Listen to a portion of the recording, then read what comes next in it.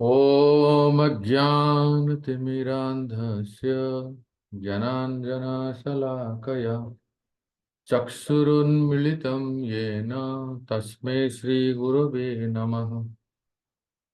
श्रीचैतन्यमनोभीष्टं स्थापितं येन भूतले स्वयं रूपः कदा मह्यं ददाति स्वपदान्तिकम्। वन्देऽहं श्रीगुरोः श्रीयुतापदकमलं श्रीगुरून् वैष्णवांश्च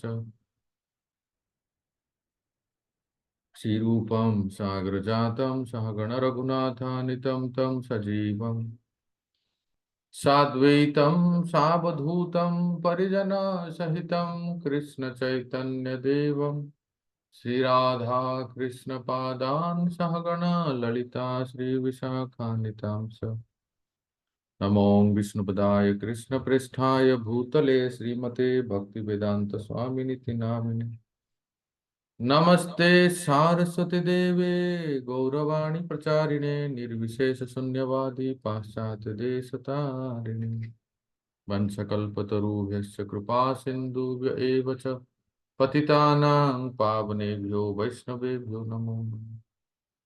जय श्री कृष्ण चैतन्य प्रभु नित्यानंद श्री अद्वैत गदाधर श्रीवासादि गौर भक्त वृंद। हरे कृष्णा कृष्ण कृष्ण हरे हरे, हरे राम राम राम हरे हरे। गुरवे गौरचंद्राय राधिकाय तदालय कृष्णाय कृष्ण भक्ताय तद्भक्ताय नमो नमः। श्रील सनातन गोस्वामी बृहद भागवतामृत में वर्णन करते हैं और खुद स्वयं ही वो टीका उसमें देते हैं। वो टीका को मैं लिख रहा हूं, आप सब लिखिए।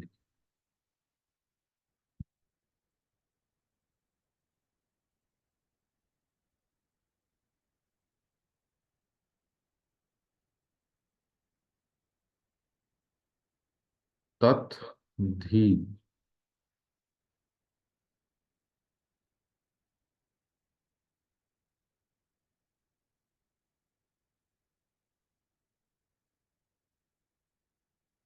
तत् धी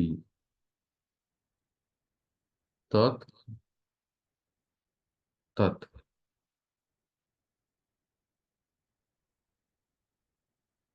ब्रज क्रीड़ा। तत् धी तत् तत् ब्रज क्रीड़ा। ध्यान गान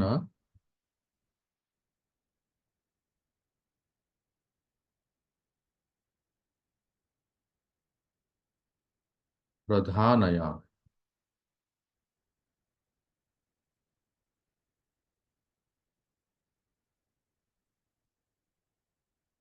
भक्त्या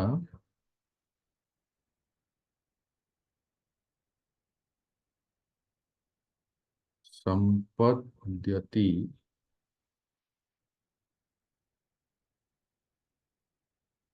पृष्ठम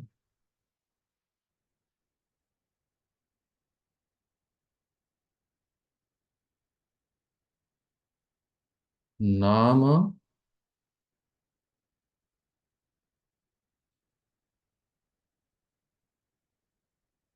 संकीर्तन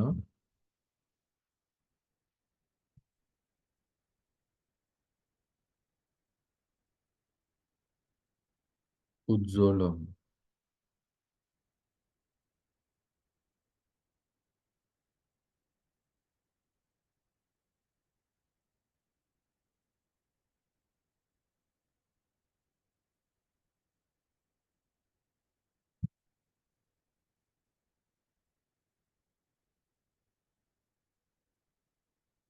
अगर हमें इसी जीवन में राधा दास्यम को प्राप्त करना है, जो प्राप्ति से नहीं होती है, कृपा से होती है, परंतु हमें उसके लिए क्या, कौन सी साधना करनी है, जिस साधना से श्रीमती राधा रानी कृष्ण गुरु वैष्णव हमें प्रसन्न होके हमें कृपा प्राप्त करेंगे, तो हमारी तरफ से क्या प्रयास होनी चाहिए, एक एक करके सनातन गोस्वामी बोलते हैं। सबसे पहला है तत्धी, तत्त ब्रज क्रीड़ा। इसका अर्थ क्या हुआ?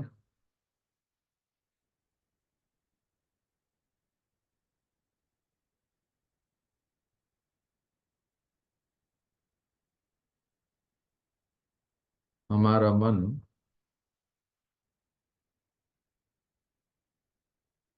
और बुद्धि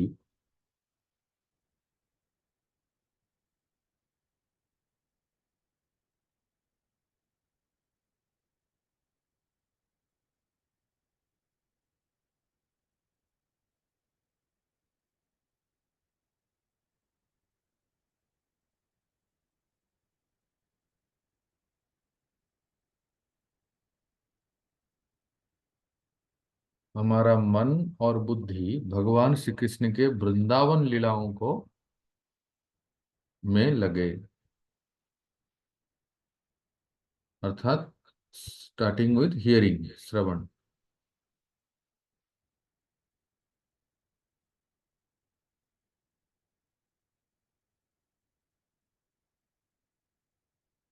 हियरिंग, चैंटिंग,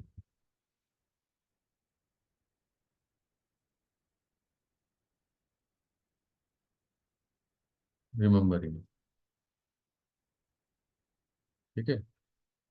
सबसे पहला काम हमें करना है कि भगवान श्री कृष्ण की वृंदावन लीलाओं को ज्यादा से ज्यादा श्रवण करें, उसको कीर्तन करें और फिर स्मरण करें।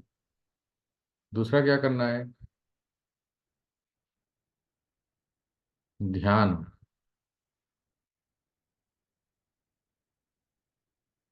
ध्यान का अर्थ है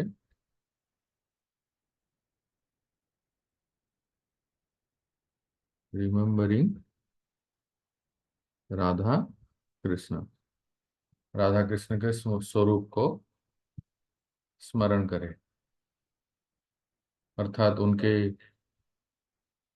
जो विग्रह स्वरूप है या उनके जो पेंटिंग है, उनके जो फोटोज है, इस सबको दर्शन करें और उनको ध्यान करें, उनके अंग अंग को, उनके श्रृंगार को दर्शन करें और फिर स्मरण करें। तीसरा क्या करें? गान। गान का अर्थ है भजन और पद। अनेक भाषाओं में जो वर्णन है, बांग्ला भाषा, हिंदी भाषा, गुजराती भाषा, उड़िया, और जो जो भी भारतीय भाषाओं में जो भगवान के सुंदर सुंदर जो पद हैं, जो रचना की गई, उसको गुनगुनाएं, उसको गान करें। ये तीसरा हो गया। प्रधानतः, प्रधानया लिखा गया है, इसका अर्थ है कि मुख्यतः या इम्पोर्टेंटली।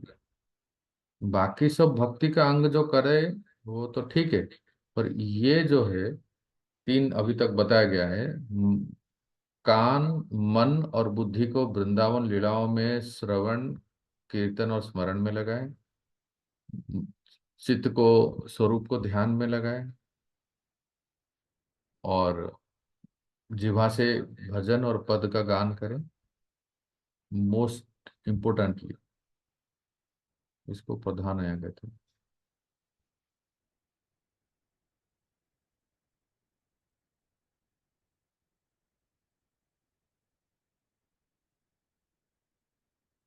ये हो गया।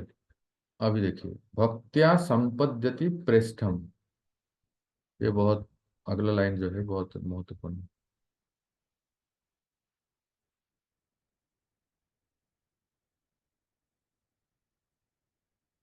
ये सब करे बहुत अच्छा है, पर प्रेष्ठम का अर्थ क्या है? मोस्ट डियर, सबसे प्रिय, अर्थात सर्वश्रेष्ठ, जिससे भक्त्या संपद्यति। भक्त्या संपद्यते का अर्थ है कि भक्ति का वर्धन, इंक्रीजिंग डिवोशन।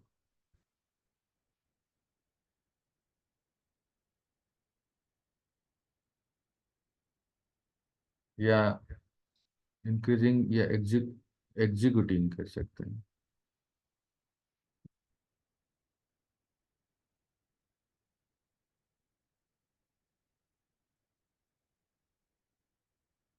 संपादन करना, एग्जीक्यूट करना। क्या सबसे महत्वपूर्ण है, मोस्ट डियर है, सबसे श्रेष्ठ है? कहते हैं नाम संकीर्तन उज्ज्वलम, अर्थात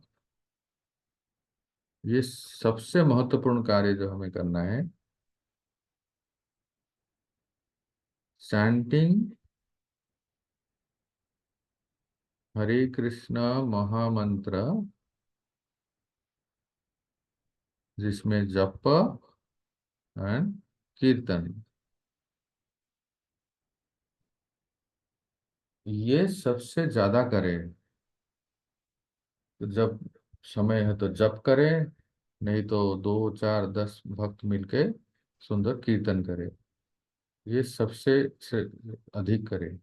साथ साथ बाकी ऊपर जो 3 बताए गए वो करें। तो ये चौथा जो है, ये सबसे मोस्ट इम्पोर्टेंट।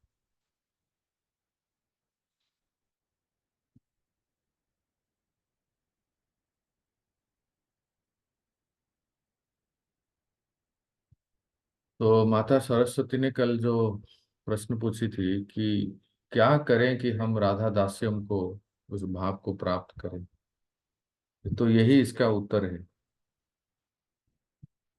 जो पहला है कि हमारा मन, बुद्धि, इसको विशेष करके भगवान श्री कृष्ण के वृंदावन लीलाओं को सुनना, कीर्तन करना और स्मरण करें, और फिर उनके स्वरूप को ध्यान करें, युगल स्वरूप को, राधे श्याम सुंदर, राधा माधव। और देखिए, जब मैं कह रहा हूँ राधा कृष्ण, तो इसमें आप निताय गौर सुंदर को भी ले सकते हैं और जगन्नाथ भी, क्योंकि तीनों अभिन्न, जय गौर सही कृष्ण सही जगन्नाथ।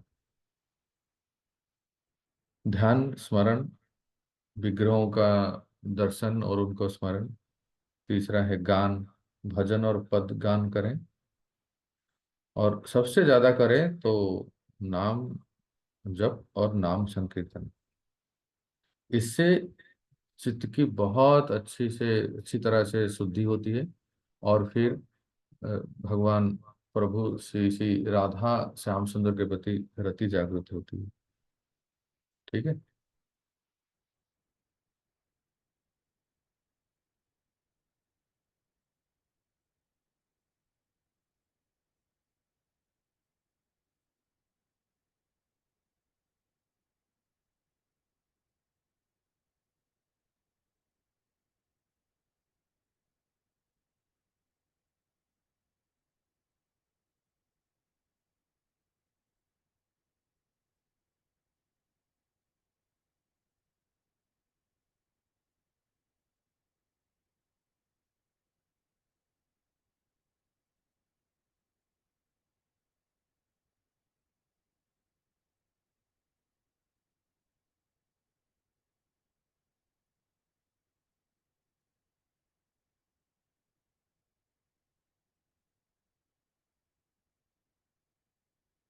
हरे कृष्णा।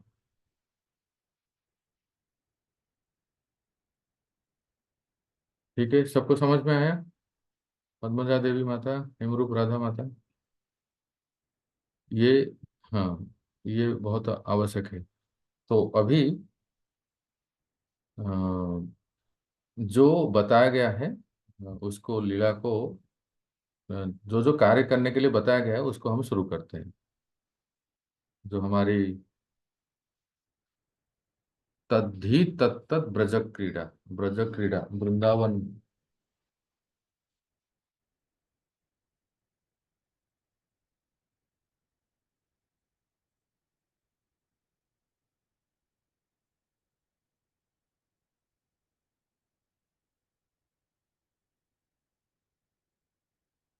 हमारा मन, बुद्धि उसमें भगवान की लीला कथाओं में निमज्जित हो, निमग्न हो।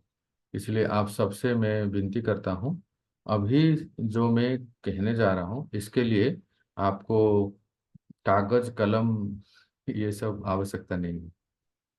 तो अभी बस आप सब कुछ बाह्य चेतना, बाह्य स्मृति विस्मरण होके केवल अपने मन को यहाँ ले आइए जहाँ मैं हूँ। अर्थात श्री ब्रजभूमि वृंदावन धाम में। और जो हम अभी कथा श्रवण करेंगे उसमें ऐसा लगे कि आप भी उसमें हैं और पार्टिसिपेट कर रहे हैं। ठीक है, इस तरह से। तो हमने सुना है कि श्याम सुंदर वृंदावन लौटे हैं, तो जब उनकी बहुत अच्छी स्वागत हुई, ये सब आप सुने हैं। अब इसलिए कह रहा हूँ कि आप बस कथा सुनिए, क्योंकि अभी सनातन गोस्वामी ने होमवर्क तो दे दिया कि मन को इसमें लगाना है, अधिक से अधिक कथा श्रवण, और वो भी वृंदावन की लीला में। और हम पढ़ रहे हैं वृंदावन की जहाँ कृष्ण वृंदावन वापस आ रहे हैं। तो सुनिए अभी बहुत सुंदर लीला, जिसको केवल और केवल कान से सुनना है और मन में चिंतन करना है कि काश मैं भी वहां हूँ श्री कृष्ण की आगवानी में। तो नंद बाबा अपने समस्त साथियों के साथ कृष्ण के स्वागत करने के लिए आए हैं। और बहुत सुंदर दुंदुभी और नगाड़े, मृदंग, ढोल बजा रहे हैं, जैसे हम लोग भी स्वागत करते हैं, बजाओ ढोल स्वागत में। हमारे प्रभु आए हैं। तो ये सब बहुत सुंदर बज रहा है। तो आपने सुना था पिछले क्लास में कि यमुना तट से पौर्णमासी जी और कुछ गोपियां जो है, कृष्ण के सखाएं, गौओं के साथ रिसेप्शन में जा रहे हैं, गांव में प्रवेश कर रहे हैं। तो जो गेट है, गांव में जाएंगे तो यमुना तट से जब गांव में जाते हैं तो जो गेट है, उस गेट के पास नंद बाबा और सभी श्री कृष्ण के स्वागत के लिए हैं।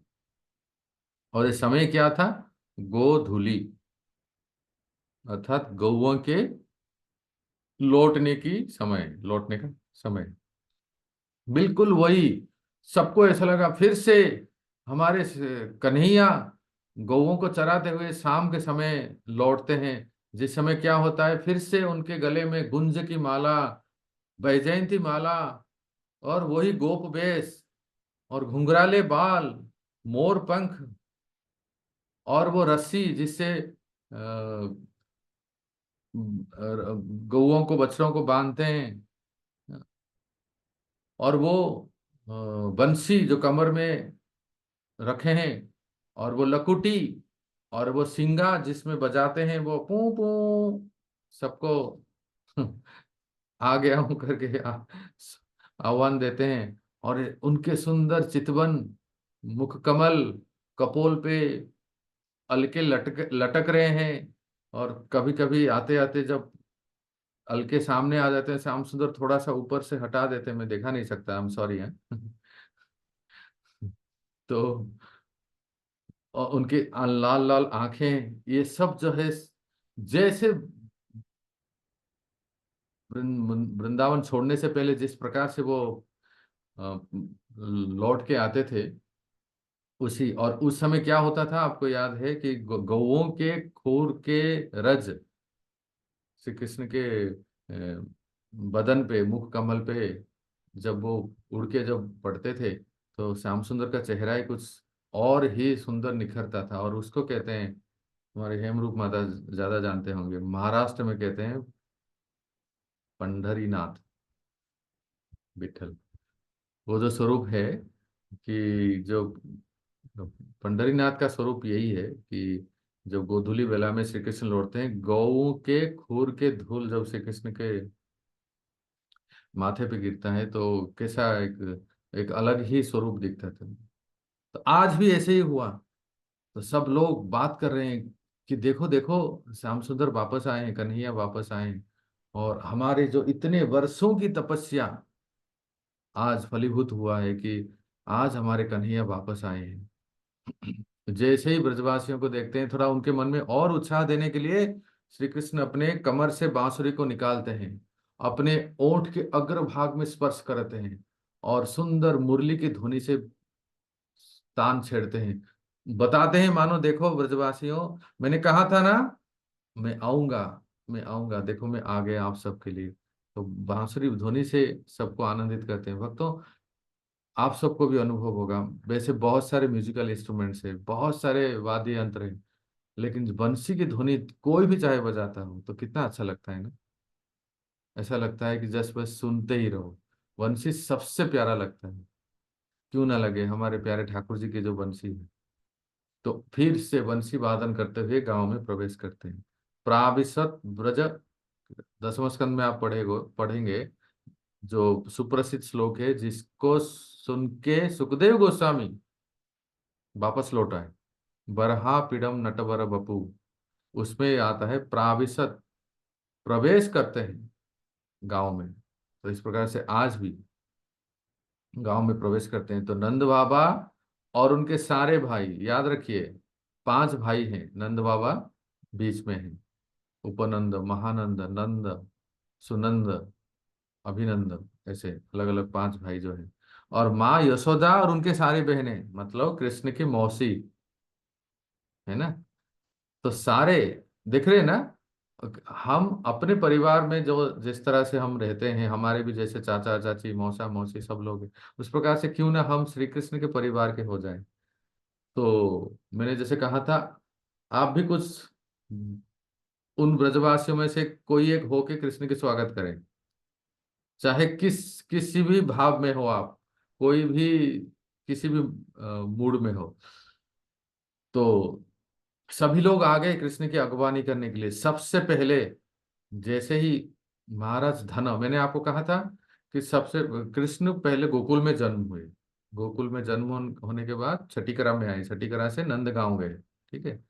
अब जब इतने वर्षों बाद श्री कृष्ण वापस आ रहे हैं, तो इस समय जो यमुना किनारे जहां श्री कृष्ण वापस आ रहे हैं, जिस गांव में जा रहे हैं, उस गांव का नाम है गोकुलपति।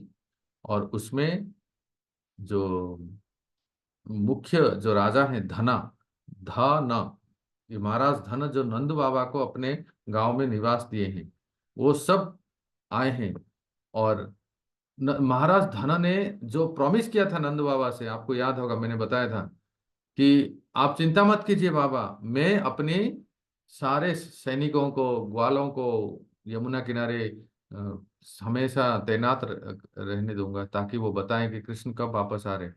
तो महाराज धन ने इतना ग्रैंड रिसेप्शन किया था, अपुलेट ऐश्वर्य स्वागत श्री कृष्ण के लिए। कहाँ कहाँ, कहीं कोई flags and festoons and water pots, कलश और पताकाएं, छाया पताका, सारे पताकाएं लगे हैं और झंडे लगे हैं, और कितना सुंदर सब स्वागत किए हैं। तरह तरह के गेट बनाए हैं, और सुगंधित इत्र से रस्तों को छिड़काए गए हैं। यहाँ इत्र देखने को मिलता है, वहाँ रास्ते में छिड़क रहे हैं, क्या बात है यार ये। तो बहुत सुंदर इतना जो भव्य स्वागत की तैयारी किए हैं, लेकिन गोपियां दोनों तरफ हैं स्वागत के लिए। परंतु एक बहुत बड़ी बात ध्यान दीजिए, श्री कृष्ण का मन, श्री कृष्ण का मन और कहीं है। वो देख रहे हैं कि मैया कहाँ है, मैया, मैया कहाँ है। वो इतना स्वागत की और उनकी नजर नहीं जा रही, और वहां भी देख रहे हैं, दारुक देख रहा है कि मेरे स्वामी किसी को ढूंढ रहे हैं। और उस भीड़ में से इस कथा के फ्लायर का जो पोस्टर है ना, वो यही है, यशोदा कैसे भाग के आती है श्री कृष्ण से मिलने के लिए। तो यशोदा मैया उधर से भाग के आती है। कृष्ण रथ से उतरने से पहले ही देखिए, कितने वर्षों बाद वात्सल्यमयी, सबसे स्नेहमयी, करुणामयी, वात्सल्यमयी यशोदा मैया का प्रेम इतना ओवरवेल्म हो जाता है कि श्री कृष्ण को उतरने ही नहीं देते हैं गाड़ी से। यशोदा मैया खुद ही चढ़ जाती है, मेरा कान्हा कह के एकदम खुद से चढ़ जाती है, और चढ़ के श्री कृष्ण को कस के पकड़ लेती है और अपने हृदय से लगा लेती है, आलिंगन करती है। और कितना समय तक अपने कन्हैया को मैया यशोदा अपने हृदय से लगा के रखती है, सुनिए अभी ध्यान से। मतलब झरझर अश्रु बह रहे हैं अपने नेत्रों से, मानो वो कृष्ण की आरती कर रहे हैं। इतने वर्षों के बाद भी यशोदा मैया के स्तन से दूध चुचवा रहे हैं, मानो श्री कृष्ण की अभिषेक कर रहे हैं। और हिसिया के जो रुक रुक के जो रो रही है, जो कुछ बोल रही है, बड़बड़ा रही है, मानो वो वेद के मंत्र का स्तोत्र पाठ कर रही है। क्या तुलना के है, देखो, ये प्रेम राज्य की बात है। और यशोदा ने कृष्ण को वो दिन याद आ गया कि वर्षों पहले अक्रूर जी आए और कहे कि कन्हैया को अभी जाना जरूरत है मथुरा में, क्योंकि वसुदेव और देवकी को उद्धार करना है और कंस का वध करना है। इतने वर्षों बाद मेरे कन्हैया, जब से अक्रूर जी उसको लेके गए थे, मैं पागल जैसे हो गई थी। और इतने वर्षों बाद अपने पुत्र को मिलते हैं, तो वो उसके सिर को सूंघते हैं कन्हैया के, उसके बाल को संवारते हैं और अपने अंकवार में गोद में भर लेते हैं। सारा समाज देख रहा है, को यशोदा को इतना भी पता नहीं है कि पूरा समाज, पूरा गांव, पूरा ब्रज इकट्ठा हुआ है कन्हैया के स्वागत में। पर कोई सोशल एटिकेट, सदाचार, इसकी परवाह नहीं। माँ का प्रेम वास्तव में, भक्तों, जो वर्णन है ना आध्यात्मिक जगत का, इस संसार में भगवान श्री कृष्ण स्वयं रासलीला प्रसंग में कहते हैं, प्रेम अगर कहीं है तो माता पुत्र में। ये स्वयं आप पढ़ेंगे दसम स्कंद में, ये स्वाभाविक है। पर इस संसार के माताओं का अपने पुत्रों के प्रति जो प्रेम है, इसका 100 गुना, 1000 गुना, लाखों गुना, करोड़ों गुना, अरबों गुना मल्टीप्लाई कीजिए, जो उसका परिणाम होगा, वो है मैया यशोदा का प्रेम श्री कृष्ण से। क्यों?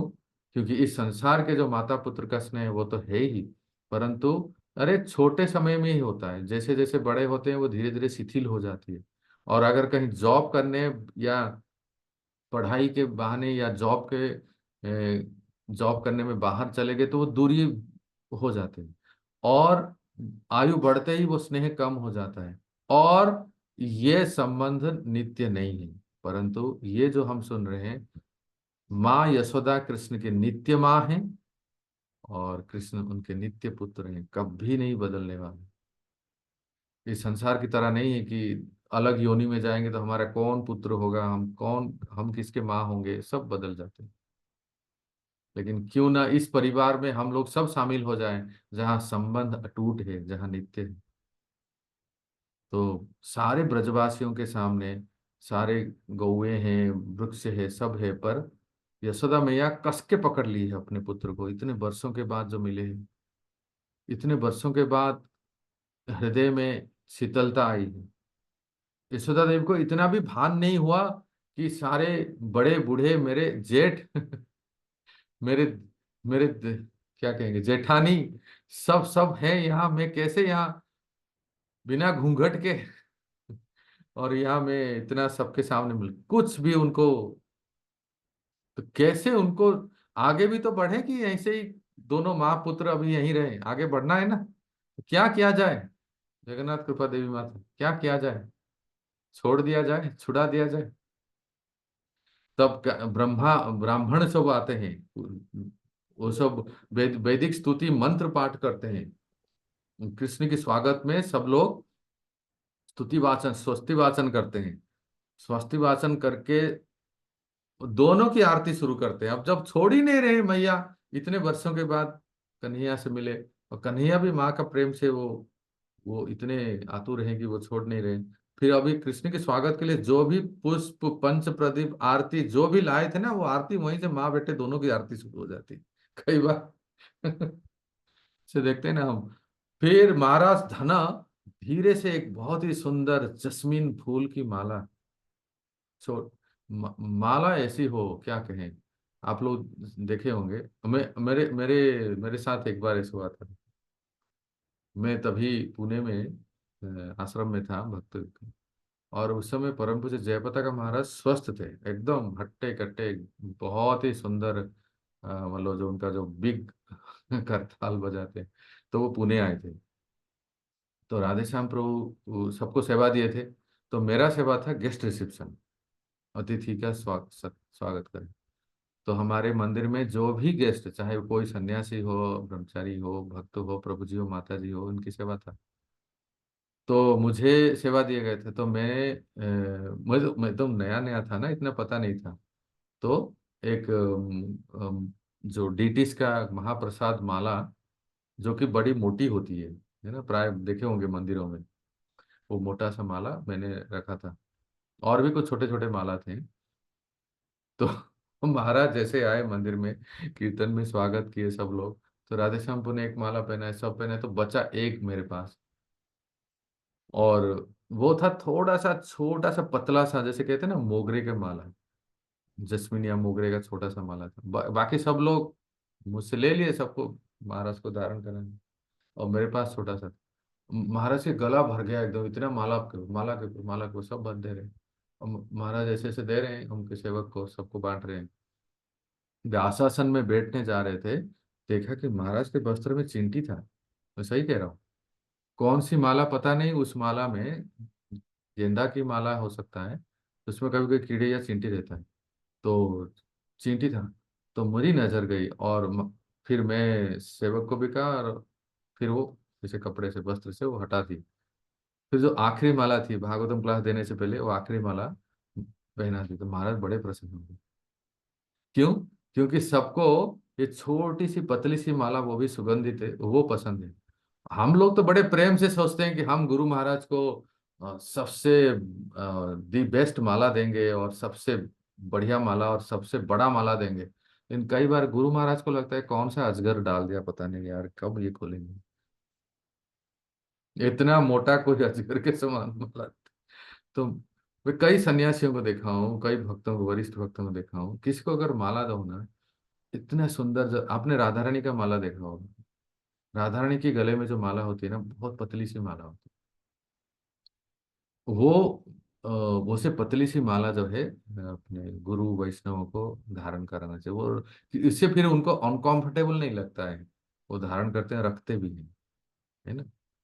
तो यहाँ भी इस प्रकार से महाराज धन ने एक माला लिए और नंद बाबा को दिए कि नंद बाबा अब स्वागत कीजिए अपने बेटे को माला से। तो नंद बाबा देखे कि मई माँ और बेटे में तो एक दूसरे को कोई छोड़ ही नहीं रहे। तो उन्होंने, फिर नंद बाबा ने क्या किया, दो माला पहना है, दोनों को माला पहना है। मतलब माला ऐसा पहना है कि माँ बेटे दोनों के गले पे आ गई। तब जाके जैसे ही स्पर्श हुआ ना, यशोदा को भान, अरे यहाँ तो पूरा समाज है, पूरा गांव है, मैं तो भूल गई कि मैं क्या कर रही हूँ। फिर दोनों, फिर एक माला दोनों के गले में। फिर यशोदा मैया फिर नीचे उतरी, और फिर कृष्ण को लेके सभी गांव वासियों के साथ अपने भवन में गए। पर भवन में गए तो वहां था थर्ड रिसेप्शन। फर्स्ट था जमुना किनारे, है ना। सेकंड गेट पे हो गया, अभी थर्ड रिसेप्शन बाकी है। तो थर्ड रिसेप्शन में कौन कौन थे देखिए, जो लोग वही तैयारी करके रखे थे कृष्ण के स्वागत के लिए। कुछ गोपो, कुछ सखा जो हैं, वो दोनों तरफ, रास्ते के दोनों तरफ लाइन से खड़े हैं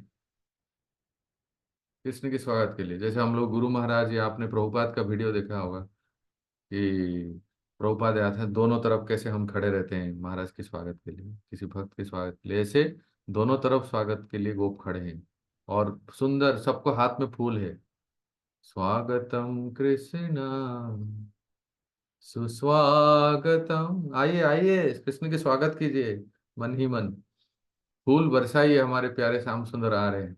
स्वागतम सुस्वागतम, स्वागतम कृष्णा। तो सब गोप जो है पुष्प बरसा रहे हैं। और गोपियां, जो जो गोपियां, जो यंग गोपियां हैं, जो सबके सामने नहीं आ पाते हैं, वो तो एकदम बालकोनी में चढ़ गए सब, और अट्टारियों के ऊपर चढ़ गए और वहां से पुष्प वृष्टि कर रहे हैं सब। और कुछ लड़के, तो छोटे छोटे लड़के हो, क्योंकि हमें तो दिख नहीं रहा है, इतना भीड़ है कि अल्टर दिख नहीं रहा है, ठाकुर जी दिख नहीं रहे, वो जानते हैं क्या किए, वो पेड़ के ऊपर चढ़ गए। जो सबसे ऊंचे ऊंचे पेड़ है ना, वो पेड़ के ऊपर चढ़ गए, पेड़ के ऊपर देख रहे ताकि हमारे, हम निर्विघ्न कन्हैया को दर्शन कर सके, किस तरह से वो घर में प्रवेश कर रहे हैं, और वहां से वो फूल पुष्टि कर रहे हैं। और कृष्ण इतने, देखो आप फर्स्ट कैंटो में पढ़ेंगे, जब कृष्ण हस्तिनापुर से द्वारका जाते हैं, ठीक है, फर्स्ट कैंटो में हम लोगों ने पढ़ा है ना भक्ति वैभव में। पर कहीं भी आप देखेंगे श्री कृष्ण अगर कहीं प्रवेश कर रहे हैं तो इतना सुंदर उनका भाव है। कई बार ना हम लोग मनुष्य है ना, हम नर हैं, वो नारायण हैं। कुछ पद में कहते हैं ना, मुझ में तुझ में बस भेद यही में, नर हूं तुम नारायण हो, है ना, सुना होगा। मैं हूँ संसार का प्राणी, संसार तुम्हारे हाथों में, अब सौंप दिया इस जीवन का सब भार तुम्हारे हाथों में।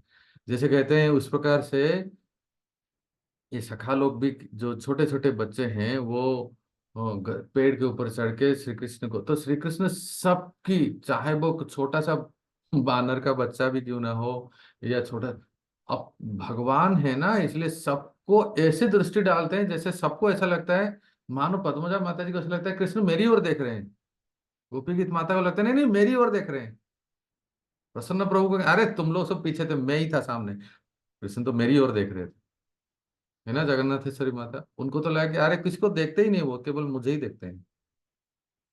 ये केवल भगवान ही ऐसे कर सकते, एक साथ सबको संतुष्ट कर देंगे। पर फिर भी हमारे भक्त लोग भी कोई प्रणाम करते हैं तो अवश्य उनको थोड़ा रुक के, कितनी भी व्यस्तता क्यों ना हो, थोड़ा सा रुक के हमें भी झुक जाना चाहिए, उस प्रणाम को, उस आदर को प्रत्युत्तर देना चाहिए, हमें राइट, जितना भी जैसा भी संभव हो। इतना भी अनदेखा नहीं होना चाहिए कि कोई हमें पीछे से प्रणाम कर रहा है या बाजू में प्रणाम कर रहा है तो हम देखे ही नहीं, क्योंकि ऋण हो जाता है हमारे ऊपर, ध्यान रहे, हमें भी प्रत्युत्तर देना है, मैंने यथासंभव मैं कह रहा हूँ।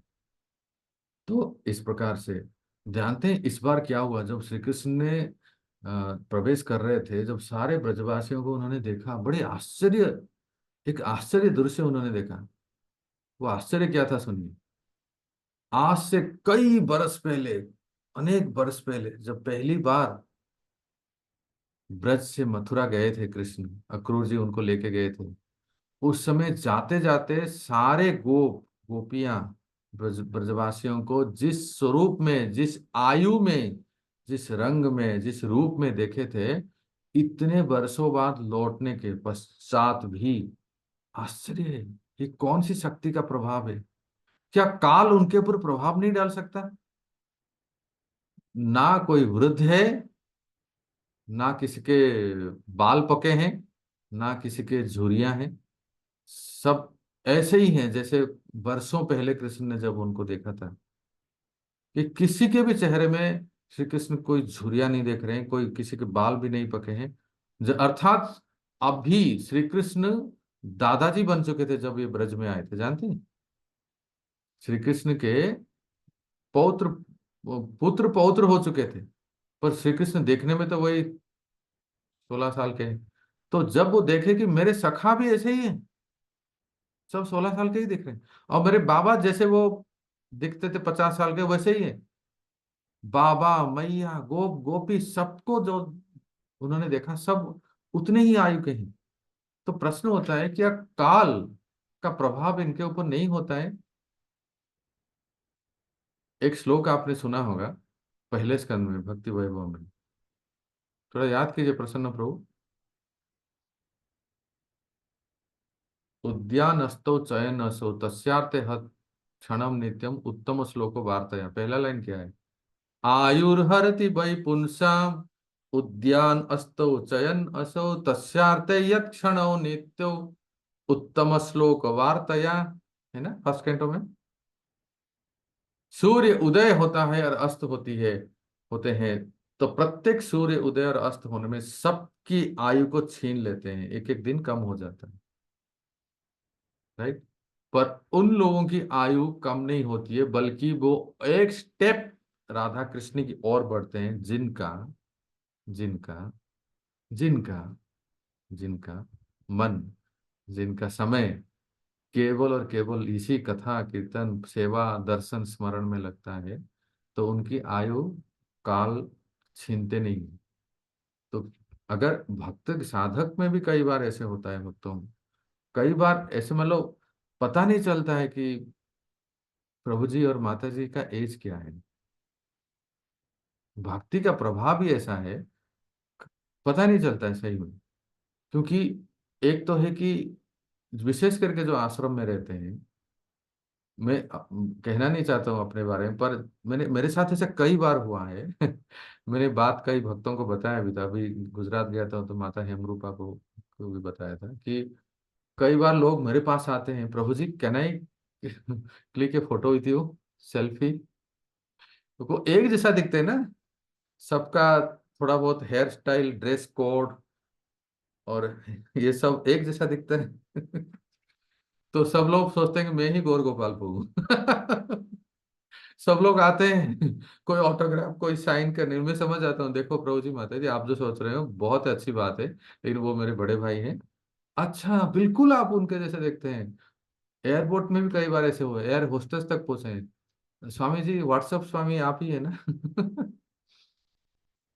तो कई बार भक्तों को भी हम देखते हैं, तो पता नहीं चलता है, वो एक जैसे दिखते हैं, उनकी आयु भी पता नहीं चलता है। क्योंकि भक्ति का प्रभाव ऐसा है कि वो संभव वो हमेशा तरुण रहते हैं। हाँ ये अ, आप देख सकते हैं महाप्रभु स्वयं श्री चैतन्य, मतलब हम जो वर्णन आता है शास्त्रों में सुनते हैं, या यहाँ तक कि मीराबाई राजस्थान के, कभी हमने ना वर्णन सुना है ना उनका कोई फोटो देखा है कि मीरा जी वृद्धा हो गई, या चैतन्य महाप्रभु का बूढ़ा, ऐसा कोई ना वर्णन है ना फोटो है। वैसे तो ठीक है, वो बहुत जल्दी चले गए संसार से। हाँ, क्या कहें, किसी भक्त ने सही कहा था, अच्छे लोग संसार में ज्यादा दिन नहीं रहते, करेंगे भी तो क्या। तो कहने का अर्थ है कि सब काल का प्रभाव इनके ब्रजवासियों के ऊपर नहीं होता है, तो वो लोग ऐसे ही देख रहे थे। और श्याम सुंदर बहुत ही अ,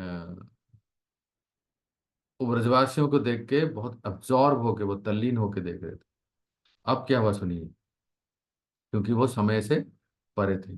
अब देखे कि जैसे ही नंद बाबा माँ यशोदा सभी लोग कृष्ण को, अब तो घर चलो बेटा, बस हो गया ना सबको देखना, सबसे मिल लिए, सबको सबकी स्वागत को स्वीकार कर लिए, और अभी घर में प्रवेश करें। और थ्रेश होल्ड, इंग्लिश में कहते हैं थ्रेश होल्ड, थ्रेश होल्ड का अर्थ क्या है, वो क्या कहेंगे हिंदी में? चौखट। चौखट, हाँ बहुत अच्छा। चौखट, जो चौखट पार करके श्री कृष्ण अंदर जाने वाले हैं, तो सारे ब्रजवासी नंद बाबा मैया यशोदा सब लोग, श्री कृष्ण धीरे धीरे धीरे धीरे, सुन रहे हैं ना आप लोग, धीरे धीरे धीरे एक एक पग अपने भवन की ओर प्रवेश कर रहे हैं। जैसे ही वो चौखट आता है, पता नहीं उनको कुछ हो जाता है, क्या होता है, पीछे मुड़ के देखते हैं। किनको देखते हैं? गोपी गीत माता जी को देखते हैं। गोपियों को देखते हैं। श्री कृष्ण देखते हैं सबसे तो मिल लिए, लेकिन मेरे जो प्राण प्रिय है वो तो कहाँ है, वो कहाँ है। तो जस्ट प्रवेश करने जा रहे थे, गोपियों को लग रहा था क्या हमें नहीं देखेंगे, क्या नहीं देखेंगे, क्या नहीं देखेंगे? आपको ऐसा लगता है ना, कभी कभी गुरु महाराज ऐसे टर्न करते हैं और आपकी ओर दृष्टि डालते हैं, ऐसा लगता है ना? ओह क्या उस समय वो मूड कैसा रहता है कि कैसे कैसे पता चला गुरु महाराज को मैं देखना चाहती हूँ। तो वो जैसे कृपा दृष्टि होती है ना, ऐसे ही श्री कृष्ण ऐसे मुड़ते हैं और मुड़ के गोपियों को देखते हैं, और उनके मन में आता है कि मेरी प्राणेश्वरी कहाँ है इसमें। वैसे चातक की तरह उनकी दृष्टि रहती है कि श्रीमती राधा रानी कहाँ है। वास्तव में श्रीमती राधा रानी वहां नहीं थी, क्योंकि ये लीला हो रही है गोकुल में, और राधा रानी तो अपने ससुराल में है ना, जावत में। पर गोपियों को उन्होंने नजरों से ही, नजर में दृष्टि में से दृष्टि से ही उन्होंने बता दिया कि संदेश दे दीजिए, हम आ गए। दे दीजिए नहीं, उनको पता चल गया है पहले से।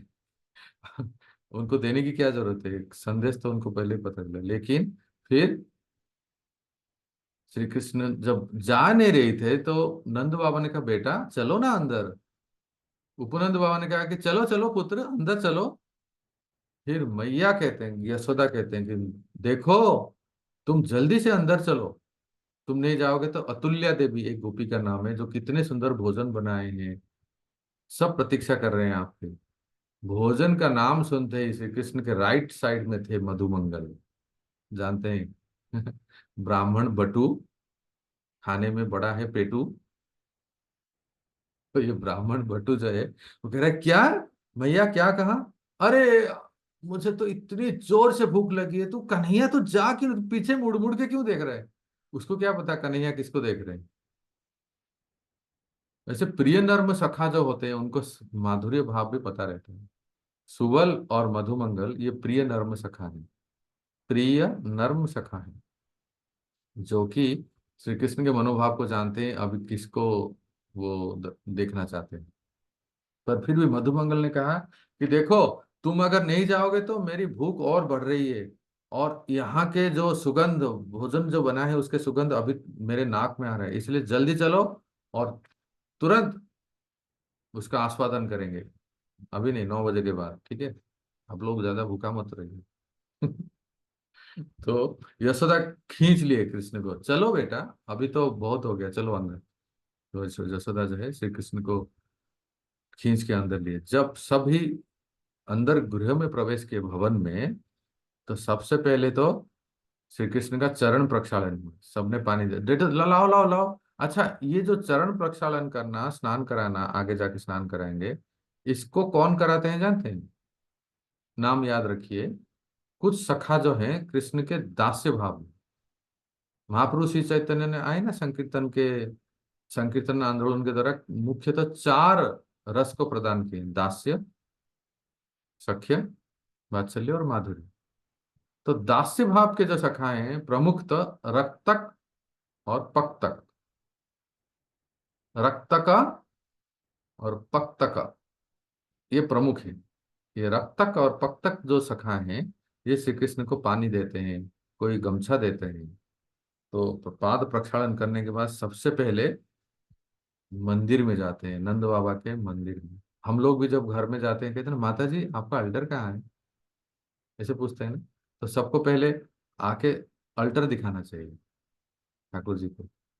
तो ऐसे श्री कृष्ण भी नंद बाबा के भवन में प्रवेश करते हैं तो सब सब मंदिर में जाते हैं। तो मंदिर में है कौन?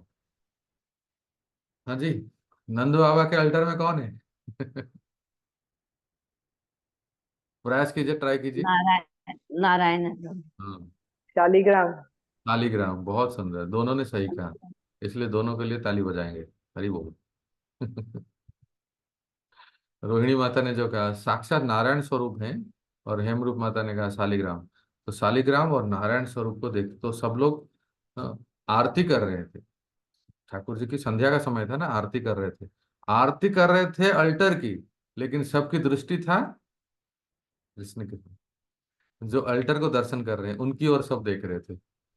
आपने अनुभव किया होगा ना, जब गुरु महाराज आते हैं तो सबकी दृष्टि कहाँ रहता है? अल्टर में तो है, पर सब लोग देखते हैं गुरु महाराज कैसे देखते हैं, ऐसे देखते हैं ना हम लोग, गुरु महाराज की दृष्टि कैसी रहती है अल्टर में। तो वैसे ही सब श्री कृष्ण को वैसे भक्त तो जानते हैं, भक्तों, साधक शरीर में हमारा जो गुरु के प्रति ऐसा जो ममता है, यही तो सिद्ध शरीर में कृष्ण के प्रति होगा, इसीलिए बहुत आवश्यक है। तो रक्तक और पक्तक सखा जो है श्री कृष्ण को ले लिए। यशोदा मैंने कहा कि देखो, तुम जल्दी से मेरे कन्हैया को लेके जाओ और उनको बहुत ही सुंदर उबटन सुगंधित तैल चंदन, क्षमा कीजिए उस समय शैम्पू साबुन ये सब नहीं था, तो इस सब से सब कृष्ण को स्नान कराए। तो बहुत सुंदर स्नान कर, माँ ने कहा था देखो जल्दी से स्नान करा के लाना, मैं उनको अभी पोशाक, वस्त्र और आभूषण दूंगी दूंगी। तो फटाफट से कृष्ण को स्नान कराए सब लोग, बहुत सुगंधित तैल और उबटन लगा के।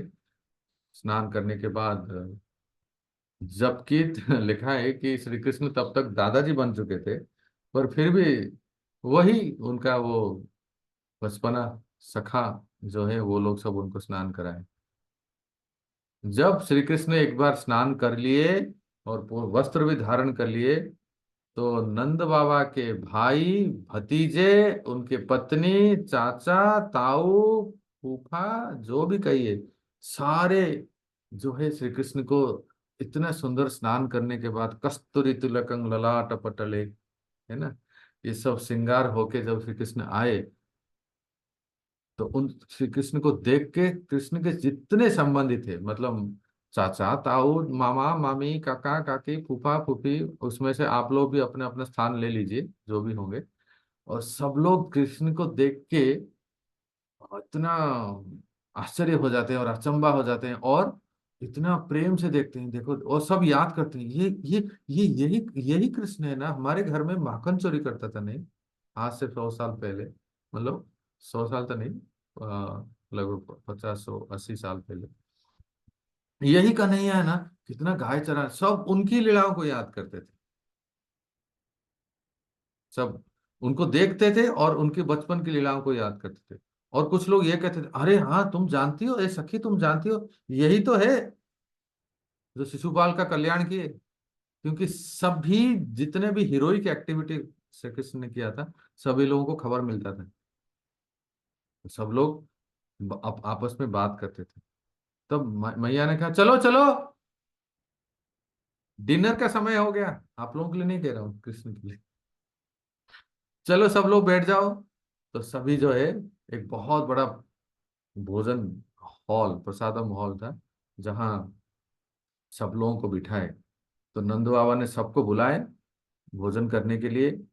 और जैसे नंदग्राम में बैठते थे कृष्ण, जब ब्रज में थे ना, नंदग्राम में जैसे बैठते थे वैसे यहाँ भी बैठते थे। अब सीटिंग पोस्चर जरा सुनिए, कौन कहाँ बैठता है, एक बार सुना देता हूँ, ठीक है, ध्यान से सुनिए, कौन कहाँ बैठता है।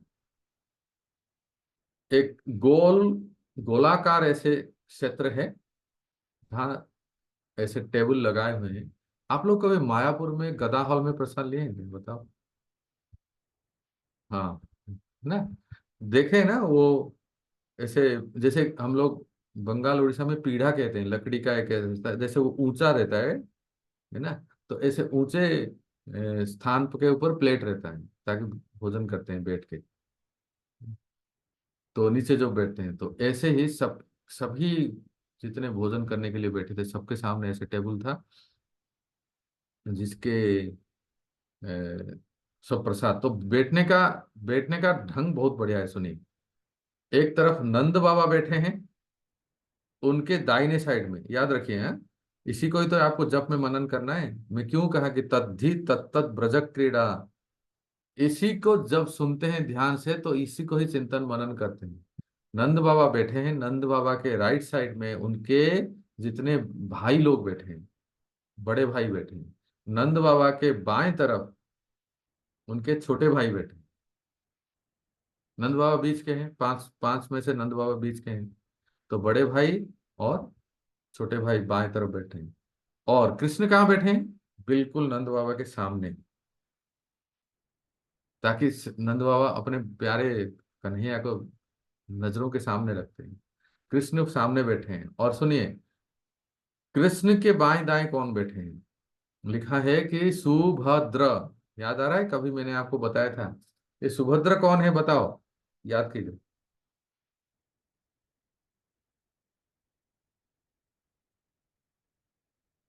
याद कीजिए। कृष्ण के कजिन ब्रदर हैं। ठीक है। जन्माष्टमी के समय मैंने आपको एक वोटिंग पोलिंग क्वेश्चन पूछा था ना, कि श्री कृष्ण के पापा बाबा नंद बाबा के बड़े भाई उपनंद बाबा, उपनंद बाबा के पुत्र का नाम है सुभद्र, और सुभद्र की पत्नी जो श्री कृष्ण की भाभी है, उनका नाम क्या है? याद कीजिए। कुंदलता, है ना? नोट कीजिए, हाँ, लिख के रखिए। कुंदलता। तो कुंदलता के जो पति है ना, वह सुभद्र।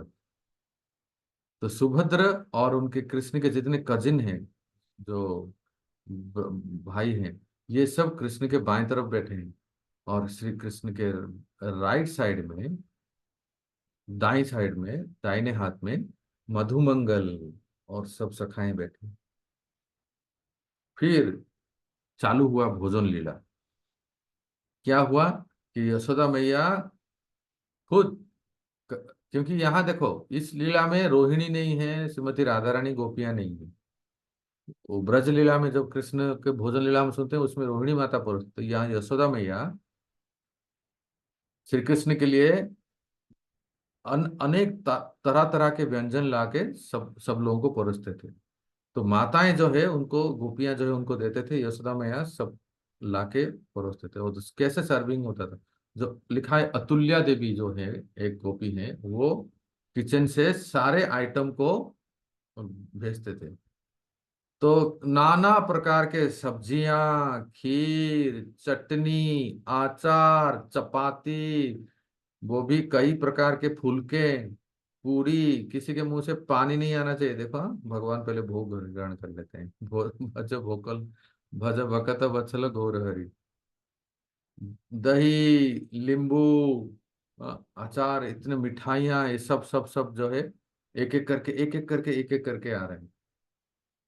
अच्छा, ये भोजन में ब्रजवासी थोड़े, हमारे जो भोगार्ती में लिखा है महाप्रभु की जो भोजन लीला है ना, वो थोड़ा अलग प्रकार के हैं, क्योंकि महाप्रभु बंगाली है। है ना रोहिणी माता? तो तो सबसे पहले क्या देते हैं रोहिणी माता, बताओ? तो जी बंगाल में तो सुक्तो। हाँ, पहले सबसे पहले कड़वा खाते हैं। पहले सुक्तो, करेला भाजी, नहीं तो बैंगन और नीम का एक, नीम पत्ता जानते हैं? बैंगन सीता और, कुची कुची, क्या कहते हैं? कोची कोची जैसे नीम पत्ता और बैंगन भाज के बनाते हैं। बैंगन भज के बनाते हैं, तो वो सबसे पहले भोजन में कड़वा लेते हैं, मीठा लास्ट में, अंत में लेते हैं। हेमरू माता से नहीं बोल रहा हूँ। वो हमें, गुजरात में तो मीठा पहले लेते हैं, बीच में लेते हैं, अंत में लेते हैं। पर जो ट्रेडिशनल, जो महाप्रभु ने जो अ, विधि है, सबसे पहले कड़वा लेते हैं, और इससे भूख बढ़ती है। मीठा खा लेंगे तो भूख कम हो जाती है। प्रभु जी अगली बार कड़वा खिलाएंगे पहले। माता श्री को याद रहा। गोपी गीत माता क्या लेते हो पहले? हम तो प्रभु नमकीन ही लेते हैं, मीठा बाद में ही लेते हैं। हाँ, ये पंजाबी है। नमकीन से शुरू होती है इनकी। तो यहाँ, अब सुनिए, ब्रज में क्या लेते हैं, तो ब्रज में बता दो। ब्रज में देखो, एक होता है, भोजन कई प्रकार के होते हैं। एक को कहते हैं पकवान, पद्मजा माता जी अच्छा समझ में आए क्योंकि वो पास के है ना। एक होता है पकवान। पकवान में क्या आता है पद्मजा देवी?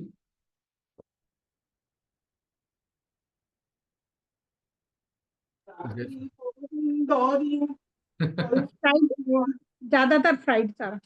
हरे कृष्णा। बहुत सुंदर, गोवर्धनेश्वर प्रभु, हरे कृष्णा। ये छोटी सी गोपी आ गई, देखो, छोटी सी गोपी। हमारे हेमरू माता के ग्रैंड डॉटर, बहुत अच्छी है, गोपी है। तो जिया, हरे कृष्णा। राधे राधे। हरे हरे कृष्ण। हरे कृष्णा।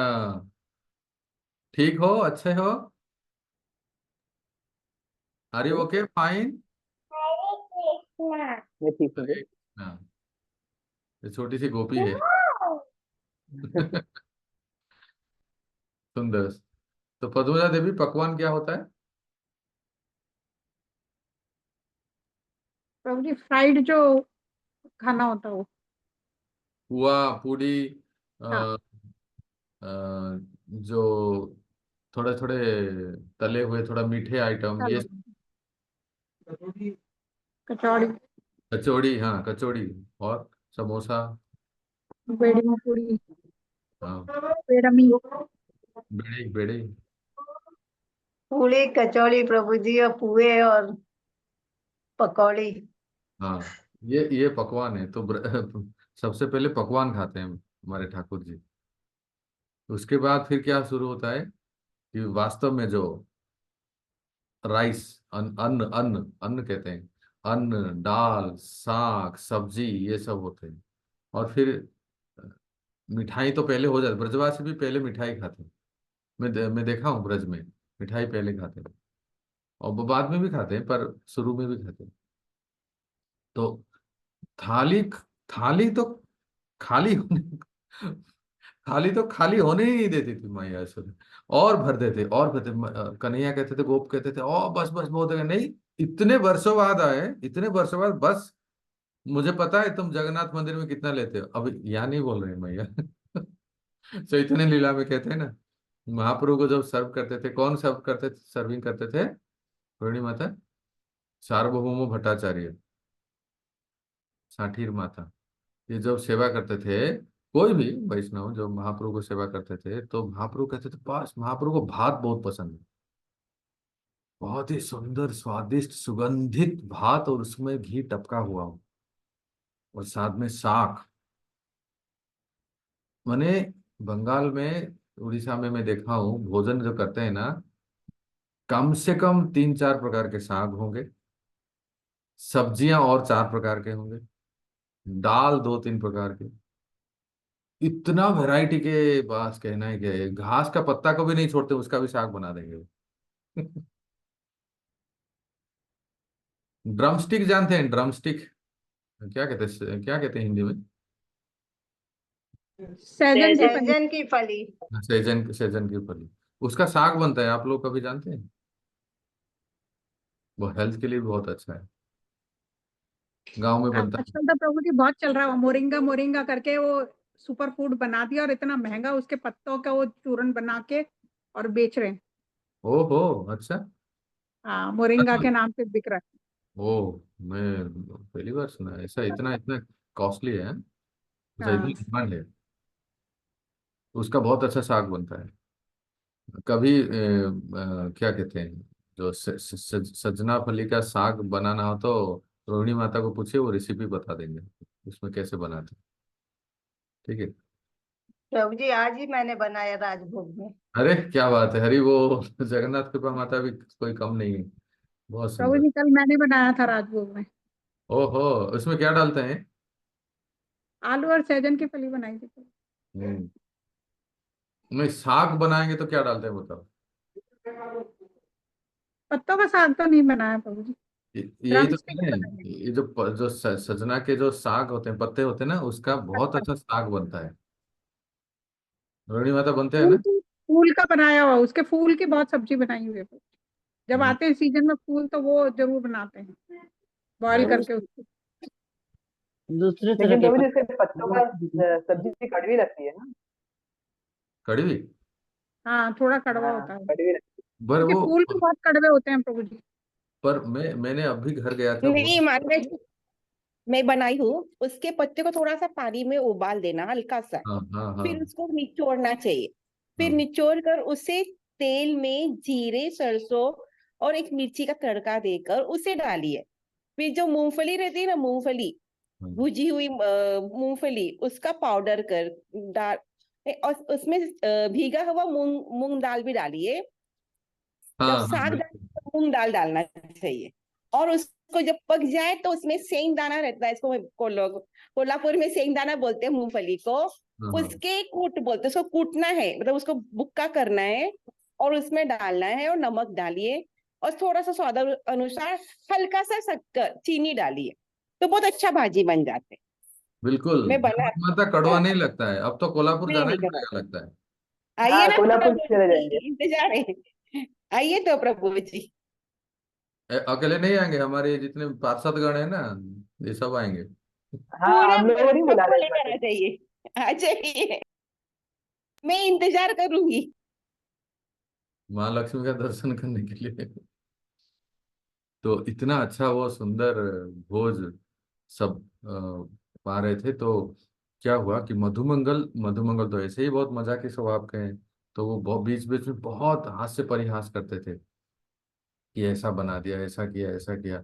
और फिर माँ ने कहा कि देखो कृष्णा कन्हैया, इतने वर्षों बाद आए हो, तुम्हें बिल्कुल खाना चाहिए, तुम खाते ही नहीं हो। तो कन्हैया कहते, मैया मैं तो इतना खा रहा हूँ, आप वो इतना भी डालते जा रहे हो। तो वो ये देखो अतुल्य देवी ने इतना अच्छा प्रिपरेशन बनाया है, तुमको सब खाना है।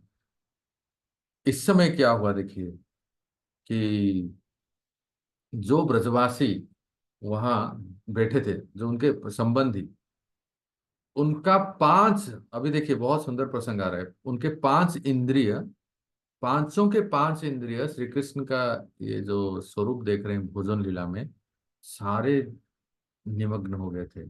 ऑब्जॉर्व था कैसे? पहले मैं शुरू करता हूं। उनकी आंख श्री कृष्ण के स्वरूप को देखते हुए, ठीक है, भोजन करते समय, और सुंदर मुस्कान और मधुमंगल के साथ जो हास्य परिहास कर रहे हैं। उनके कान, माने जो जितने वहां बैठे थे, उनके कान श्री कृष्ण जो बीच बीच में बोलते थे, आह क्या बनाया यार, तो ऐसे बीच बीच में बोलते थे, खिचड़ी हो तो बस हेमरुख माता जैसे बनाते, ऐसे फॉर एग्जाम्पल कह रहा हूँ। तो ऐसे जो बीच बीच में बोलते थे ना, तो वो सुन के बहुत उनको कान कान हो गया। अभी थर्ड, उनके नाक, श्री कृष्ण के शरीर से जो सुगंध जो प्रकट होती है ना, तो उस सुगंध को घ्राण करके उनका नाक संतुष्ट हो जाता। आंख हो गया, कान हो गया, नाक हो गया। अभी उनका जो स्पर्श इंद्रिय, श्री कृष्ण को स्पर्श करके, अर्थात उनके पीठ को थपथपा के, वो सार्थक हो गए, आनंदित हो गए। और उनकी जीवा कैसे? श्री कृष्ण भोजन प्रसाद ग्रहण करते समय थोड़ा थोड़ा जब देते थे, अन्यों को देते थे, वो महाप्रसाद ग्रहण करके उनका जीवा, ये सारे के सारे जो पांच इंद्रियां उनके तुष्ट हो गए। अब क्या हुआ सुनिए। इस समय भोजन चल रहा था, तभी यशोदा मैया ने लड्डू लाए। उस लड्डू का नाम है मनोहर लड्डू। अच्छा, आप लोगों को मैं एक पूछता हूँ, इस्कॉन में एक बहुत ही फेमस आइटम है, एक लड्डू है जिसका नाम है सिंपली वंडरफुल। कितने लोग जानते हैं? याद कीजिए। अरे कृष्णा, मुझे इतना अच्छा लगता है। रोहिणी माता, आप तो जानती होगी ना सिंपली तो वंडरफुल? खजूर खजूर डाल के जो बनाते हैं वो वाला किससे बनाते हैं? खजूर और मेवा डाल के बनाते हैं।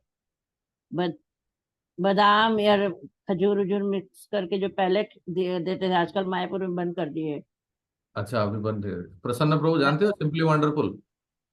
हाँ, बोले यस पूरी वो तो प्रभुपाद का एकदम बढ़िया फेमस और हाँ, इतनी बार खाया भी बहुत है। नहीं नाम दिया उस मिठाई का, हाँ, simply wonderful. Milk milk powder से बनता था वो, हाँ केवल देखिए, ड्राई ड्राई मिल्क पाउडर से और घी से। अमूल का पाउडर है ना, दूध का पाउडर, वो हाँ। लेंगे आप, ठीक है, और उसमें थोड़ा घी डालेंगे, और उसको स्माश करेंगे, मतलब उसको जैसे आटा माखते हैं ना, इस प्रकार से उसको मिक्स करेंगे।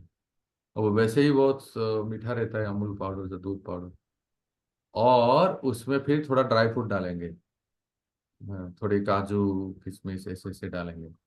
और इस तरह से उसको मिक्स करेंगे, थोड़ा घी डाल के, कि उसको हाथ में लेके ऐसे ऐसे ऐसे ऐसे ऐसे ऐसे करेंगे तो गोल हो जाए, गोल गोल हो जाएगी। ओहो, बस मुंह में डालते ही पूरा मुंह जो है ना भर जाता है। ओके, प्रभुपाद ने बना के नाम भी दे दिया क्या, सिंपली वंडरफुल। प्रभुपाद के अब मुंह से ही रेसिपी निकला जान था, ली, दिस इज सिंपली वंडरफुल। है ना। ओके जगन्नाथेश्वरी माता नेक्स्ट टाइम, सरस्वती माता नेक्स्ट टाइम बनाइए। तो ये मनोहर लड्डू जब आया और श्री कृष्ण ग्रहण कर रहे थे, और जैसे ही उन्होंने प्रभु जी लिया। यूट्यूब में रेसिपी है इसका। अच्छा है। हाँ निकाल दिया। जय हो। अगली बार बनाएंगे प्रभु जी पक्का। ग्रुप अरे में शेयर कर दीजिएगा। हाँ, हेमरूप माता ग्रुप में शेयर करते, सब लोग उसको बनाएंगे और अपने ठाकुर जी को भोग लगाएंगे और भक्तों को देंगे। ऐसे बना के रखते थे प्रभुपाद, जो भी आते थे उनको देते थे, उसको खा खा के सब लोग सोला माला करने लगे। भक्त बन गए सब। बहुत स्वादिष्ट है। जैसे ही कृष्ण ने मनोहर लड्डू लिया, और लेते ही तुरंत एक क्षण भी नहीं लगा, उनका मन बिल्कुल याद कर लिया बरसों पहले, ये तो मेरे प्राण प्यारी किशोरी जी का स्वाद है। और कुछ समय के लिए कृष्ण स्तब्ध हो गए। यशोदा को लगा कन्हैया खा क्यों नहीं रहा है, कन्हैया खा क्यों नहीं रहा है। उनको क्या पता कन्हैया यहाँ नहीं है, हरि बोल, वहां नहीं है, कन्हैया पहुंच गए। तो मैया बोल रही है कान्हा कान्हा। अब इतना सुंदर बनाया वो गोपी ने, अतुल्य देवी ने, तुम खा क्यों नहीं रहे हो, खाओ ना। तब उनको होश आया, अरे हाँ हाँ मुझे भोजन करना है। मैया बहुत अच्छा लगा, पर मन ही मन याद किए मेरी किशोरी जो इतना प्यारा इतनी सुंदर बना दिए, इतने वर्षों के बाद वो स्वाद में आज चखा। जरूर उन्हीं के ही द्वारा बनाई होगी, नहीं तो ये माता जी ने उनसे सीखी होगी। ताकि इतना सुंदर स्वाद। भोजन हो गया, श्री कृष्ण जो है हाथ मुंह धो लिए, और हाथ मुंह धोने के बाद सखाओं के साथ अब बाबा ने कहा कि चलो अभी आराम करने का समय हो गया है, चलो विश्राम करते हैं। पर इस समय क्या होता है सुनिए। जब नंद गांव में थे कृष्ण, हेमरूप माता प्राय मुझे पूछती है प्रभु जी गोपाल चंपू क्या है, गोपाल चंपू में क्या लिखा है, यही लिखा है। जब नंद गांव में थे कृष्ण, मतलब ब्रज छोड़ने से पहले, हमेशा डिनर के बाद क्या होता था जानते हैं, सारे गोप, कृष्ण, नंद बाबा, मैया यशोदा, सारे गोप बैठते थे, और रात को 8 बजे कृष्ण कथा चालू होती थी। सारे गोप जो है कृष्ण कथा सुनते थे। और कथावाचक वास्तव में गोपाल चौक में जो लिखा है कथावाचक है मधुकंठ और स्निग्धकंठ, है ना, ये लिखा है ना हेमरूप माता, मधुकंठ और स्निग्धकंठ ये कथावाचक है। ये और ये नल कुबेर और मणिग्रीव हैं जो गोलोक वृंदावन में इनका स्वरूप है। तो बहुत अच्छा लग रहा है मणिमयी माता को दर्शन करके कथा में। और मणिमयी माता ब्रज आ रही है, राधे राधे। राधे राधे प्रभु जी, आपकी कृपा से ब्रज में आना हो रहा है। आप सब लोग तो जी मेरा भी इतना मन कर रहा है ना आने का, लेकिन नहीं आ पाया। बस हेमरूप माता मन मन मन ही मन आ जाएंगे। और आप सब लोग मेरे साथ साथ। हाँ आपके साथ साथ अवश्य। और आपके जितने सब गुरु बहन गुरु भाई है सब साथ में। तो भक्तों, अब क्या होता है कि यहाँ तो ऐसा नहीं है कि नंदगांव में कैसे कृष्ण के साथ सारे बैठते थे 8 बजे के बाद और कृष्ण कथा शुरू होता था। अब यहाँ तो नंदगांव जैसा नहीं है। तो क्या हुआ उस समय, उनके सामने गीत, संगीत, कथावाचक, स्तुति करने वाले सब ऐसे स्तुति करते थे, मतलब नंदगांव में। लेकिन अभी की स्थिति ऐसा नहीं है। तो क्या हुआ सुनिए। भोजन करने के बाद कुछ जो गिने चुने लोग हैं ना, वो नंद भवन में रहे। देखो कैसा होता है ना, कई बार आपने देखा होगा कोई प्रभु जी, कोई माता जी, कोई वरिष्ठ प्रभु जी माता जी या कोई गुरु महाराज जब आते हैं ना, सब दर्शन हो गया, प्रसाद हो गया, उसके बाद महाराज के पास आ, थोड़ा समय बैठते हैं, कुछ पर्सनल टॉक, महाराज या प्रभु जी कुछ बताएंगे, कुछ इंटरेक्शन या कुछ ऐसी घटनाएं बताएंगे जो कुछ ही लोगों के लिए। तो उस प्रकार से नंद भवन में कुछ ही लोग थे और नंद बाबा ने पूछना शुरू किया। क्या पूछना शुरू किया कि कन्हैया, जबकि वो सब जानते थे, खबर आता था ब्रज में, मैंने बताया ना, फिर भी पूछते थे, कन्हैया तुम बताओ तो कहाँ कहाँ गए थे। जैसे हम पूछते हैं ना, प्रभु जी आप कहाँ कहाँ गए थे, महाराज कहाँ कहाँ गए थे, तो कन्हैया को भी सब पूछते हैं कहाँ कहाँ गए थे बताओ और क्या क्या हुआ बताओ। तो कन्हैया सब कुछ बताते हैं अपने बाबा को, और बाबा के साथ साथ जितने सब वहां बैठे हैं सबको बताते हैं कि मैं, देखो देखो बाबा, मैं यहाँ से मथुरा गया और मथुरा में 18 साल रहा, और उन 18 साल में हर एक साल मेरा फाइटिंग होता था, मुठभेड़। किससे? याद करो किससे? जरासंध से। जरासन से। एग्जैक्टली, जरासंध से। तो बाबा आश्चर्य होता, अरे जरासंध इतना शक्तिशाली, तुम तो इतने छोटे से नन्हे बच्चे हो, तुम कैसे उनसे युद्ध करते थे? वो कैसे आते थे? बोले 18 अक्षौणी सैनिक। 18 नहीं ब्रो, उससे ज्यादा। महाभारत में जो टोटल सैनिक है 18 लिखा है। एक एक बार जरासंध 18 अक्षौणी सैनिक लेके आते थे और ऐसे 17 बार लेके आए। 18वीं बार कृष्ण मथुरा छोड़ के चले गए। ये सारे घटना आप जो पढ़ते हो ना कृष्ण में, जो अ, अभी तक जिन जो लीलाएं, अभी तक कुरुक्षेत्र युद्ध शुरू नहीं हुआ। आप इतना ध्यान रखिए। हरी हरी, कृष्ण जो अभी वृंदावन आए हैं ना, अभी तक कुरुक्षेत्र युद्ध शुरू नहीं हुआ। बस यही एक बाकी है। उससे पहले दंत वक्र तक जो वध हो चुका है ना, ये सब एक एक करके कृष्ण पूछ बता रहे हैं, नंद बाबा पूछ रहे हैं। तो यशोदा मैया आती, यशोदा मैया कहती है, सारी बातें अभी पूछ लोगे? इस इतना दूर से आया है हमारा लाला, और वो भी शिशुपा, दंत वक्र, विदुरथ जैसे बड़े बड़े दुष्ट राजाओं को वध करके थक गया है। अब बहुत हो गया प्रश्न उत्तर, चलो अभी इसको सोने दो। आप लोगों के लिए नहीं कह रहा हूँ, कन्हैया के लिए, आप लोग बैठ रहिए। तो बाबा को कहते हैं मैया कि बस अभी हो गया ना, चलो कृष्ण को अभी सोना है, बहुत थक गया है कृष्ण। तो यशोदा मैया क्या करती है, कृष्ण को ले जाते हैं, चलो कन्हैया अभी सोने के लिए तैयार हो जाओ। तो कृष्ण अपनी सखाओं के साथ चलते हैं बेडरूम में, सोने की तैयारी करते हैं। और कृष्ण, श्रीदामा, अब सुनिए, जो लोग घर में ठाकुर जी रखे हैं रात्रि में कैसे सुलाते हैं, देखो कितना सुंदर वर्णन है। कृष्ण, श्रीदामा, मधुमंगल, ये सब सखाएं जो हैं वो अपने शयन कक्ष में जाते हैं, और उस समय मैया यशोदा लाती है क्या? दूध। मुझे पढ़ के इतना अच्छा लगा कि हम भक्तों को भी अपने ठाकुर जी को रात में दूध देना चाहिए। अभी नहीं, अभी तो वैसे हम लोग नहीं, हम लोग व्रत करते हैं ना, ठाकुर जी के लिए तो नहीं। हम लोग यहाँ अपने मंदिर में, इस्कॉन भागवत महाविद्यालय में कृष्ण बलराम को रोज दूध अर्पण होता है, दूध के साथ कुछ थोड़ा सा, वैसे एक संध्या भोग लगता है, और रात्रि को दूध के साथ हल्का सा कुछ मिठाई, कुछ ड्राई फ्रूट्स ऐसे। हमें राइट हेमरूप माता, आप भी घर में दूध ऑफर कर सकते हैं अपने ठाकुर जी को होने से पहले। ये बहुत रबड़ी का अच्छा। भोग लगता है तो भी। हाँ हाँ हाँ, रबड़ी। रविवार में राधिका रमन जी रबड़ी खा के सोते हैं। हाँ मैं रबड़ी कह रहा हूँ एक्चुअली, मैं यहाँ लिखा है रबड़ी लिखा है। जो बड़े बड़े मंदिरों में ठाकुर जी को रबड़ी देते हैं रात्रि भोग में। रबड़ी लाए यशोदा मैया, सबको खिलाए दूध और रबड़ी ऐसे, और सब लोगों ने बहुत सुंदर स्वादिष्ट दूध और रबड़ी खा के वो बहुत खुश हो गए। अब इस समय मैया जब कृष्ण को दूध पिलाती है ना ग्लास में, और रबड़ी खिलाती है, तो उनके उनकी आंखों से अजस्र अश्रु बहने लगते हैं, वो रोक ही नहीं पाती।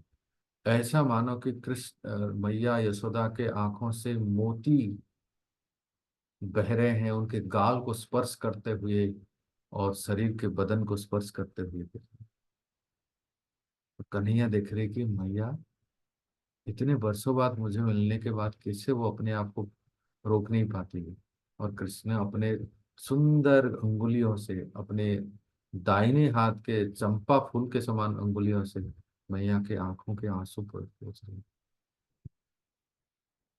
मैया अब तो मैं आ गया हूँ, अब तो मैं आ गया हूँ। अब तो मैं तुम्हारे पास हूँ, कोई सपना नहीं है, जरा देखो मैं ही हूँ।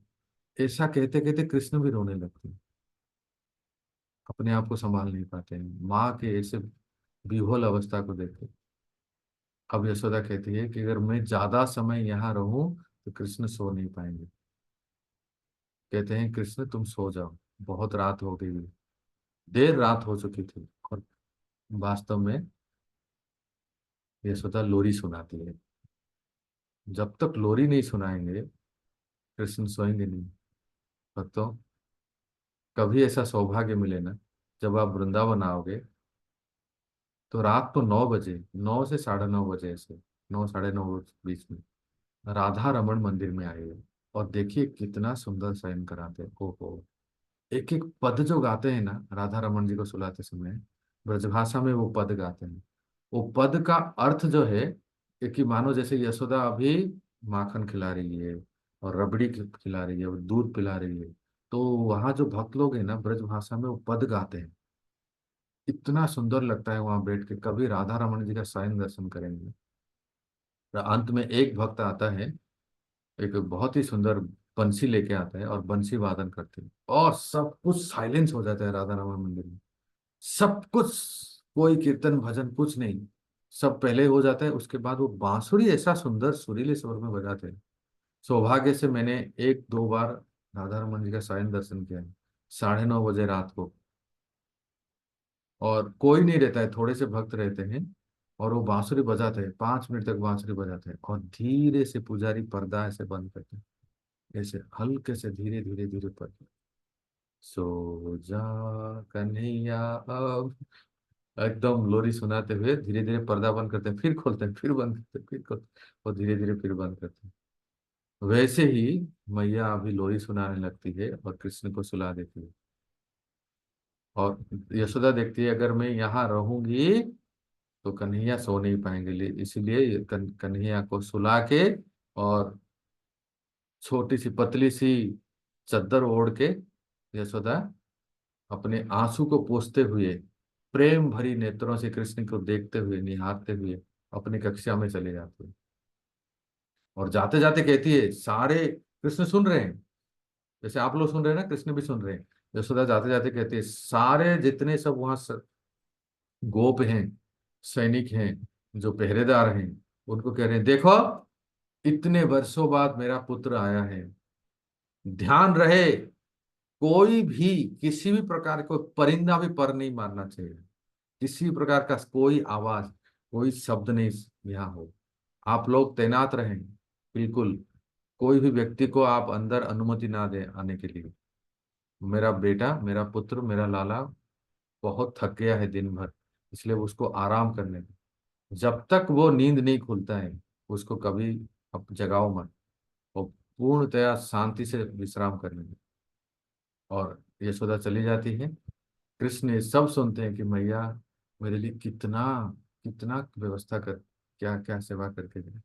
और फिर देखिए क्या होता है, जब सारा निस्तब्ध हो जाता है, सब पूरा सन्नाटा हो जाता है, रात को 12 बजे जब सब लोग सो जाते हैं, कहीं कहीं थोड़ा सा चक्रवाक पक्षी की शब्द सुनाई देती है, कोई पशु कोई कुत्ते के भूखने की आवाज सुनाई देती है। श्री कृष्ण लेटे रहते हैं, अपने एक हाथ, दाहिना हाथ अपने सिर के नीचे देते हैं, तकिया के समान तकिया के ऊपर। और जब सारे गोप सारे सखाएं सब कुछ विश्राम कर लेते हैं, मैया भी चली जाती है, श्री कृष्ण आंख बंद करते हैं और बिस्तर में लेट जाते हैं। और नींद कहाँ से आएगी, तुरंत उनको याद आता है यही तो वो समय है जहाँ, जब मेरे प्राणेश्वरी, मखेश्वरी, क्रियेश्वरी, सिद्धेश्वरी, प्रमोद काननेश्वरी श्रीमती राधा रानी और सारे सखियां मेरी प्रतीक्षा कर रहे हैं निकुंज में और बाट जोह रहे हैं। अर्थात वो प्रतीक्षा कर रहे हैं कि प्राण प्रिय श्याम सुंदर कब आएंगे। इनकी याद करते हैं, इन सब की याद करते हैं श्री कृष्ण बिल्कुल नींद नहीं आती, ऐसे आंख खोल देते हैं और फिर क्या होता है आगे हम सुनेंगे। हरे कृष्ण। तो भक्तों, अंत में मैं ये कहना चाहूंगा, एक बहुत जरूरी है, इसलिए मैं यहाँ रिकॉर्डिंग स्टॉप करता हूँ।